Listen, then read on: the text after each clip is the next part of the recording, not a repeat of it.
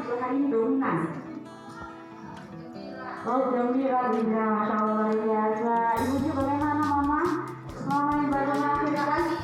Pusing. Oh, pusing ya, iya. Nah, Agresif. agresif. Oh, Mbak Rani agresif luar biasa. Ibu Rani mohon dikondisikan. Nah, kira-kira apa penyebabnya atau pemicunya dari perasaan-perasaan yang kita timbulkan itu? Nah, apa saja kegiatan yang Anda lakukan untuk mengelola emosi Anda secara tepat dan positif? Kalau saya biasanya kalau sudah marah di rumah, apalagi melihat suami habis mandi, habis datang di atas kasur, Masya Allah, mulai, ya. Kalau begitu, karena tidak mungkin marah tiap hari, maka harus tidak diambil. Kemudian melihat siswa nggak ngerjakan PR, kemudian dinasihati malah melotot balik. Ya, itu rasa pengen pukul, malah ngegas. Tapi sebisa mungkin jangan, kecuali kita berhadapan dengan siswanya langsung yang di depan anak-anak. Tapi kadang masih kelepasan sih. Nah, kalau saya supaya hilang emosinya itu biasanya kalau ada masalah, saya banyak makan. Ya makanya nggak kurus-kurus kelihatan ya. Tapi ada teman saya, kalau dia punya masalah, apalagi dia ibu-ibu, dia ngerjakan pekerjaan rumah sampai dia capek. Nah, itu cara-cara bagaimana menenangkan pikiran atau mengelola emosi. Kita sering mendengar ya, jangan mengambil keputusan ketika kita dalam dua hal. Satu, dalam keadaan sangat berbahagia. Dua, dalam keadaan sangat emosi. Nah, makanya sadari bahwa ketika emosi, bagaimana kita mengambil keputusan. Penelitian neuroscience menunjukkan bahwa pengambilan keputusan dimulai dari sistem limbik atau pengelola emosi. Kalau Bapak Ibu guru yang mengajar IPA ini pasti tahu, sistem limbik itu himpunan struktur otak yang ada di kedua sisi talamus yang letaknya di bawah cerebrum. Ya, nah tugasnya ini fungsinya untuk mengelola emosi, motivasi, kemudian memori jangka panjang. Kalau kemarin ada yang main di Facebook, ada yang pernah dengar berita viral tentang Ibu Adriana. Nah, beberapa guru ya di Kota Tua ini sempat viral teman-teman. Jadi Ibu Adriana ini seorang guru, sudah mengajar selama 5 tahun di sekolah tersebut. Ibu Adriana merasa mulai kewalahan dengan berbagai tanggung jawab yang diberikan kepadanya. Nah, Ibu Adriana mendapat tanggung jawab ekstra karena dipercaya oleh kepala sekolah. Jadi kepala sekolahnya sudah percaya sekali dengan Ibu Adriana. Lalu Ibu Adriana juga menjadi penanggung jawab beberapa acara penting di sekolah. Menjadi wakil di mohon pengen sebentar ya. Soalnya tadi penjelasannya kan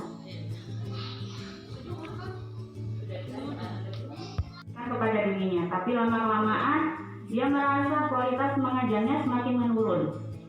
Nah, ini yang menyebabkan dirinya stres. Lalu dia merasa, apa saya tulis surat pengunduran diri aja ya? Waduh, kalau ini statusnya PNS kayaknya nggak mungkin dia mau mengundurkan diri jadi guru ya. Nah, kalau kita di posisi Ibu Adriana, apa kira-kira yang kita lakukan? Oke, jawabannya disimpan dulu. Nah, sekarang kita kembali lagi ke pembelajaran sosial emosional. Ini tidak seperti pembelajaran berdiferensiasi yang langsung kita tentukan langkah-langkahnya di SPP. Tapi pembelajaran sosial emosional bisa diintegrasikan sedikit ketika di sela-sela pembelajaran. Pembelajaran sosial emosional merupakan pembelajaran yang secara kolaboratif seluruh komunitas sekolah. Nah, proses kolaborasi ini memungkinkan anak dan orang dewasa di sekolah memperoleh dan menerapkan pengetahuan, keterampilan, dan sikap positif mengenai aspek sosial dan emosional. Ada 5 tujuan dalam pembelajaran ini, yaitu memberikan pemahaman, menetapkan dan mencapai tujuan, merasakan dan menunjukkan empati, membangun dan mempertahankan hubungan positif, membuat keputusan yang bertanggung jawab. Nah, 5 kompetensi sosial emosional ini yang tidak harus lima-limanya ada di dalam pembelajaran. Jadi yang namanya pembelajaran itu tidak hanya ketika kita sudah di dalam kelas, tapi mulai anak-anak berangkat dari rumah sampai dengan pulang itu yang disebut dengan pembelajaran. Ada 5 kompetensi sosial emosional, yaitu kesadaran diri, pengelolaan diri, kesadaran sosial, kemudian kemampuan berinteraksi sosial, pengambilan keputusan yang bertanggung jawab. Oke, ini ada pengenalan 6 emosi dasar. Jadi pada dasarnya manusia itu emosinya ada 6, tapi terbagi lagi ke dalam roda emosi prinsip ini. 6 emosi dasar itu antara lain takut, marah, jijik, kaget, sedih, dan bahagia. Nah, sekarang kita ke pengelolaan emosi dan fokus. Saya menerapkan teknik ini, namanya teknik STOP atau STOP di kelas di awal pembelajaran, dan saya implementasikan baru-baru ketika PTS. Nah, jadi mungkin kita sering melakukan seperti ini. Pengelolaan emosional itu bisa dilakukan dengan mindfulness atau kesadaran penuh. Bahasa kerennya adalah kita bisa melakukan dengan cara meditasi. Nah, biasanya kita sudah marah, diam. Lalu kita ambil supaya kita tidak lanjut marah lagi, kita stop semua pekerjaan kita, ambil nafas, kemudian rasakan. Jadi setelah mengambil nafas, kira-kira apa yang dipikirkan, rasakan di sekitar tubuh. Setelah itu selesai, baru kita bisa melanjutkan pekerjaan. Nah, teknik STOP ini yang pertama itu stop, berhenti. Hentikan apapun yang sedang Anda lakukan. Jadi dalam keadaan emosi, nggak usah dilanjutkan, tidak usah mengambil keputusan dulu. Kemudian yang kedua, take a deep breath. Tarik nafas yang dalam, observe, amati, dan yang terakhir proceed atau lanjutkan. Kemudian kompetensi sosial emosional yang berikutnya yaitu melatih empati. Empati itu adalah cara bagaimana seseorang memberikan perhatian kepada orang lain, memposisikan dirinya menjadi orang lain. Nah, menaruh perhatian pada perasaan orang lain, cara melatih empatinya yaitu apa yang dirasakan orang tersebut. Kira-kira kalau saya ngomong begini, orangnya perasaannya bagaimana ya? Nah, itu salah satu cara melatih empati. Kemudian resiliensi, daya lenting. Nah, kalau tadi lihat Ibu Adriana yang sudah pusing dengan segala masalahnya, berarti terus sampai Ibu Adriana memutuskan mau membuat pengunduran diri, berarti dia daya lentingnya kurang atau daya juangnya atau tahan bantingnya. Nah, ini juga harus dilatih karena apa? Sebenarnya pembelajaran sosial emosional ini tidak hanya diperlukan oleh seorang guru, tapi kita mengajarkan siswa sehingga sosial emosional ini menjadi karakter siswa tidak gampang marah, siswa tidak gampang ngata-ngatain temannya seperti itu. Kemudian yang kompetensi terakhir yaitu pengambilan keputusan yang bertanggung jawab. Apa itu? Mengevaluasi situasinya, yaitu problemnya apa. Yang kedua, option, pilihan-pilihan apa saja yang bisa kita buat. Kemudian mempertimbangkan konsekuensi dari masing-masing pilihan atau outcomes and choices. Yang berikutnya di sini adalah kompetensi sosial emosional. Kompetensi sosial emosional tadi yang sudah saya sebutkan ada 5. Nah, tujuannya Bapak Ibu, tujuannya adalah di puncak piramid ini. Tujuannya untuk mewujudkan well-being, yaitu kondisi guru dan siswa di dalam pembelajaran itu dia merasa nyaman, tidak ada tekanan. Nah, kalau lingkungan pembelajaran seperti ini, kita ngajarnya enak, kerjanya enak, anak-anak juga belajarnya enak. Saya kadang-kadang kalau dimarahi anak-anak, mungkin saya karena misalkan ada pekerjaan yang menumpuk, akhirnya emosi, saya menyesal. Tapi mikir lagi, bagaimana caranya supaya emosinya saya tanpa memarahi anak tersebut, anak itu bisa sadar gitu. Tapi susah juga karena apa, pendidikan itu tidak bisa dilakukan di satu sisi. Di sekolah sudah bagus-bagus, tapi di rumah tidak ada dasarnya. Itu yang sebenarnya yang paling penting itu yang di rumah. Oke.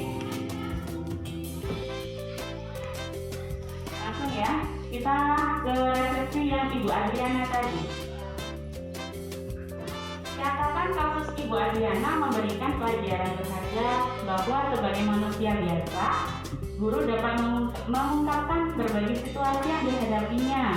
Namun jangan berhenti di curcol saja, misalkan saya tanya malu, di situasi ini nih, bagaimana ya begini? Tapi setidaknya ada penyelesaian, misalkan dari bincang-bincang kita. Ya sebaiknya ini bisa begini. Sebaiknya siswa ini harus disampaikan seperti ini.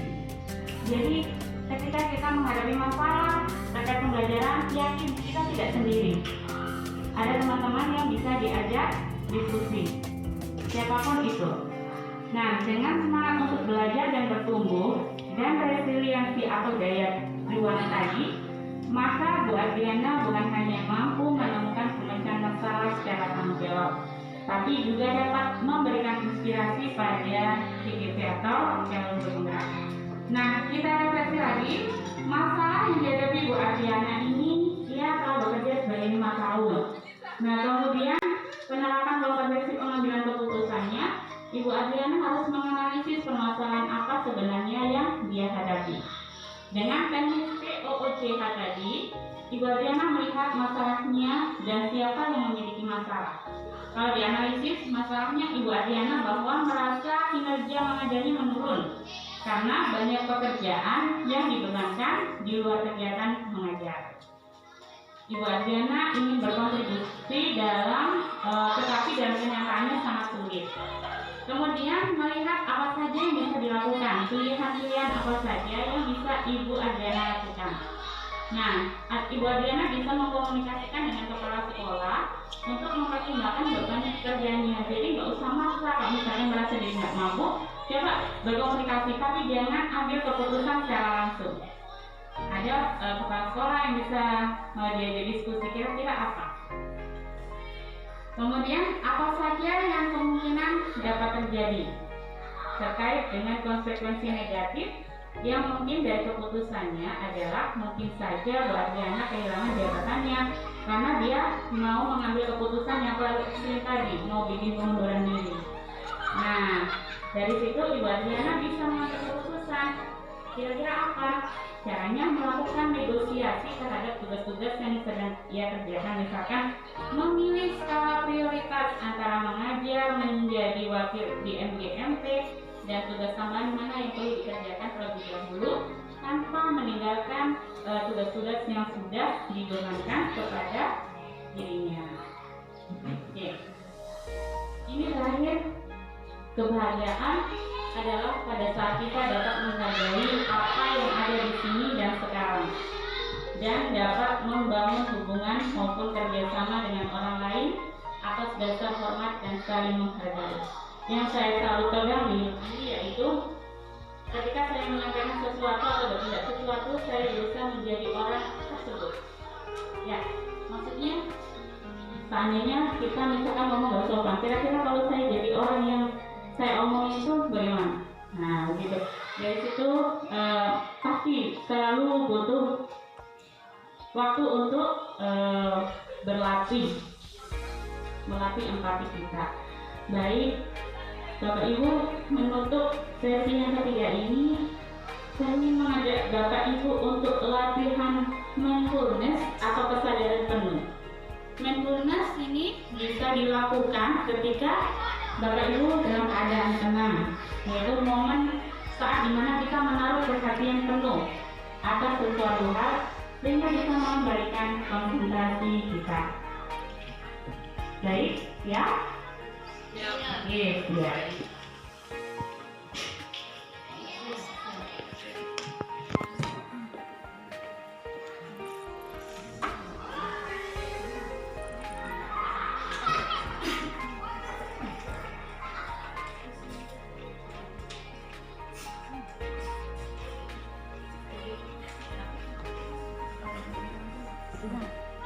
Pakai HP adik ngerekam. Kita sudah sampai di pertengahan semester genap. Apalagi kemarin kita sudah melaksanakan ujian akhir sekolah. Banyak yang sudah kita lalui dengan anak-anak didik kita. Mulai dari mereka yang menuruti nasihat kita sampai dengan yang luar biasa. Bapak Ibu, saya ingin mengajak Bapak Ibu sejenak untuk mata memikirkan kembali apa yang sudah kita lewati bersama selama kurang lebih 3 bulan ini di semester genap.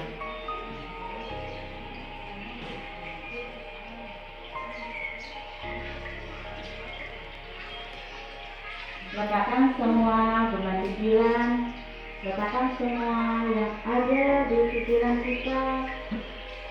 Berhenti sejenak memikirkan apa yang menjadi masalah kita. Mari Bapak Ibu, kita ambil nafas dalam hitungan 1, 2, 3. Tarik nafas yang dalam. Tangan, lepaskan. Tarik nafas lagi. Tangan, lepaskan. Rasakan udara melalui aliran darah Bapak Ibu. Rasakan ketenangan yang akan Ibu peroleh setelah membuka mata. Sekali lagi tarik nafas, tangan, lepaskan. Dalam hati Bapak Ibu, sampaikan pada diri Anda, terima kasih sudah menjadi pribadi yang hebat. Terima kasih sudah menjadi pribadi yang kuat. Saya akan tetap semangat karena saya yakin salah satu dari mereka akan menjadi jalan saya menuju surga. Baik Bapak Ibu, silakan boleh dibuka kembali. Boleh meramaskan ya. Alhamdulillah. Silakan disimpan dalam hati sendiri apa yang sudah dirasakan. Apakah tambah mengantuk? Baik, Bapak Ibu, demikian materi yang saya sampaikan terkait pembelajaran sosial emosional, dan ini bisa diterapkan di awal pembelajaran ketika kita ada di kelas atau di akhir, ya, untuk melatih kesadaran emosional anak-anak. Terima kasih. Assalamualaikum warahmatullahi wabarakatuh.